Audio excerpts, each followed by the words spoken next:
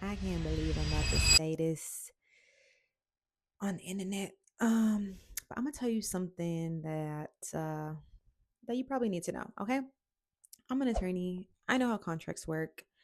I know how lending works, and I literally went to school for this. Right. So on my very first private money lending deal, I lent $10,000, and I had absolutely no security, no lien, no deed of trust, nothing.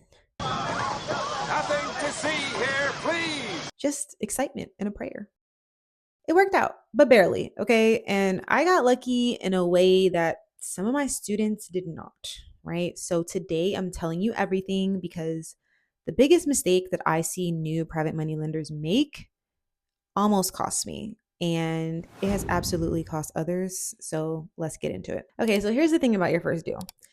There's nothing like it. Okay, just hear me. There's nothing like it. All right. You've been learning about private money lending. You've been binge watching YouTube videos. You probably paid for some education. You read a book. You've been listening to podcasts. Maybe you've even been in a community like Lenders and Friends. Maybe you've been studying this on your own. And then finally, an opportunity shows up, right? Somebody needs capital. The numbers look good. It fits your loan box. The return looks really good. And you feel that thing in your chest, that excitement, that says, this is my moment. Okay. I've been waiting for this. And that, my friend, is exactly where the mistakes are born. Because when you're excited, when you finally see the profit on paper and you're ready, you're just in your head, you're doing the math, you're calculating, your brain starts skipping steps, important steps, the steps that actually are designed to protect you if everything goes sideways, right? And I know this because I did it, okay? And I should have known better.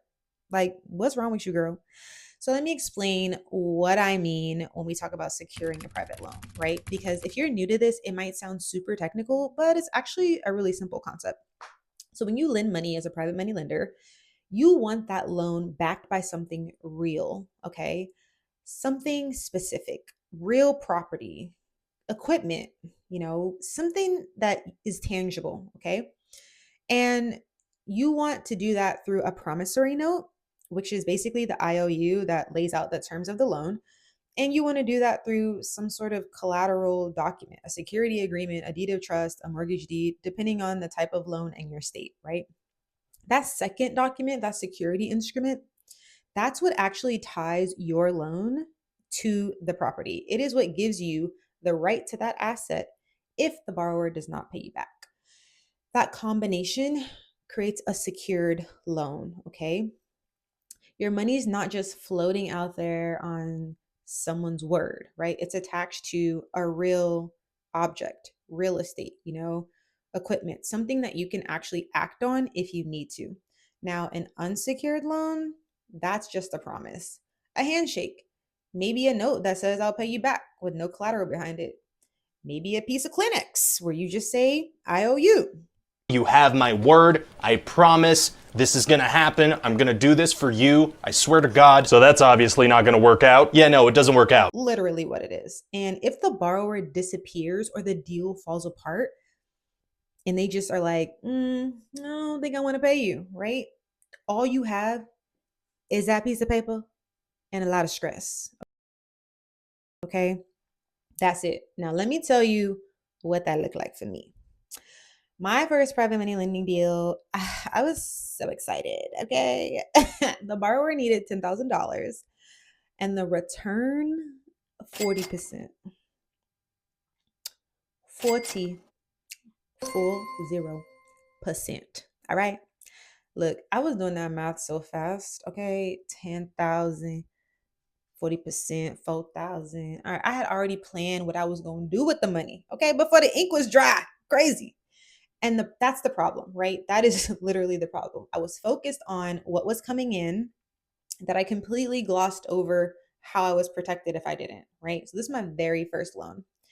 I did not file any type of security instrument. I did not file a deed of trust. I did not secure a lien on any type of property. Okay. I had a note. So I did that. I had a promissory note.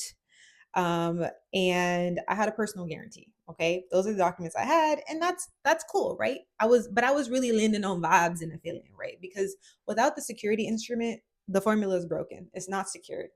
You need both. Okay, you need evidence of the debt, and you need the debt secured and connected to that, right?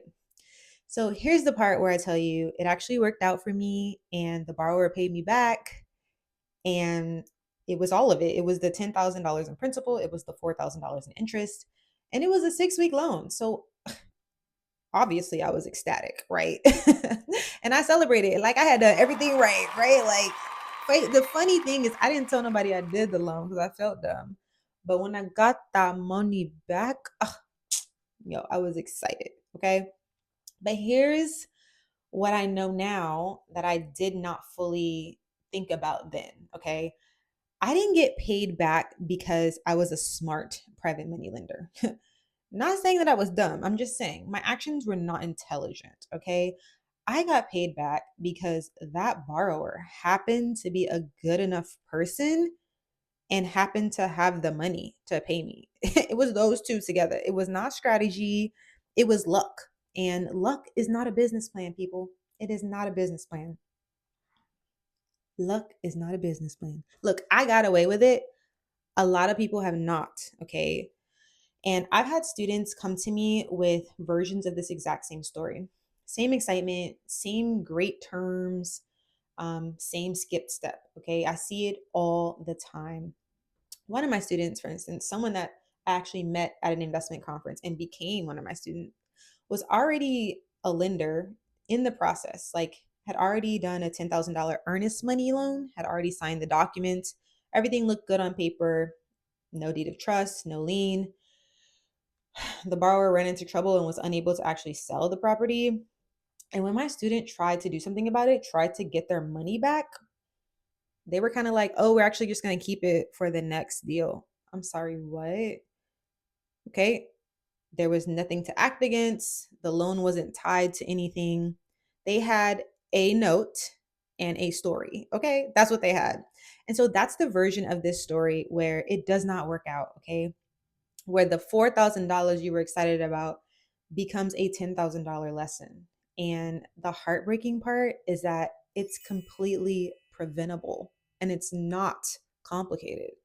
One document filed correctly changes everything. And you don't even have to do it yourself. You can just hire someone, a title company, to do it for you. Now, look, I don't share this to scare you away from private money lending. I love private money lending. I share it because this industry can be incredible, but only if you treat it like the business that it is, right? And only if you're respecting your capital. Like you work so hard for. I mean, some of y'all didn't work hard for it, but that's your business. Okay, so here's what securing the loan actually looks like in practice. And I want to make this simple because it is simple. You just have to do it. Now, step one is the promissory note. Okay, this is your loan agreement. It spells out the amount, the interest rate, the repayment timeline, what happens if they default, what default even means. Every deal needs one. Okay, it's non negotiable. It is the evidence of the debt. Okay. Step two is the deed of trust or mortgage if it is a real estate transaction. If it's equipment or something else, you may need a security agreement and a UCC filing. Now, this security document is what actually attaches your loan, your promissory note, to the property. Okay.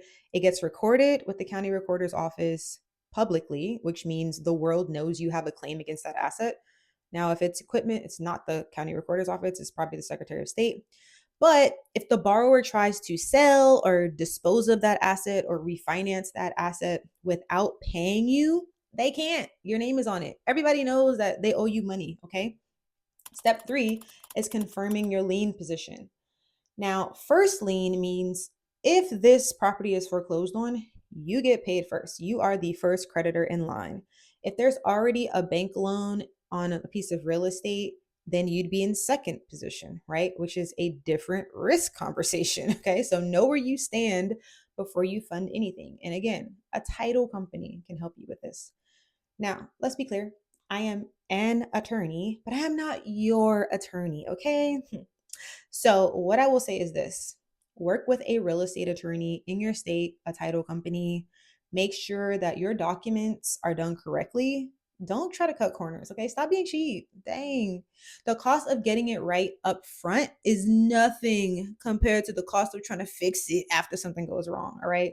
And it's not complicated, okay? It requires slowing down, breathing when the excitement is telling you to speed up, okay?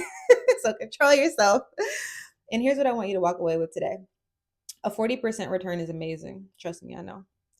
But honestly, private money lending can produce returns that most traditional investments cannot touch. Okay. And that's real. And I've seen that. And a lot of other people have seen that too. Okay. But here's the thing that nobody told me on that first deal: you don't have to choose between a great return and being protected. You can have both. Ain't that crazy? You can have both. Love this for us. So you just have to build that protection in from the beginning. Okay. Don't be sloppy. Don't be lazy. And don't be too trusting. Okay. These blanks ain't loyal. Okay. You know who said it. All right. Being the bank is a powerful position to be in, but banks don't usually lend on vibes. All right. They're not skipping the paperwork because the numbers are enticing. Okay. They protect their position first and then they give you the money. Right. And more often than not, they ain't even going to give you the money. Okay. Because they say you're not worthy. Right. So that's the standard I hold myself to now. And it's the standard that I want for every single person in this community. Okay. This private money lending community. Protect the position, then lend your money. Okay. If this hit home for you and either you've made this mistake or you've been close to making this mistake, drop a key in the comments. Let me know what happened. And I want to know I'm not the only one who learned this slightly terrifying lesson the hard way. Okay. And I know I'm not, but I want you to tell me. Okay. And if you haven't seen the Be the Bank video, I think you should definitely check it out because that's where this whole conversation starts, right? It's linked right here. And I'll see you in the next one. In the meantime, keep calm and lend on.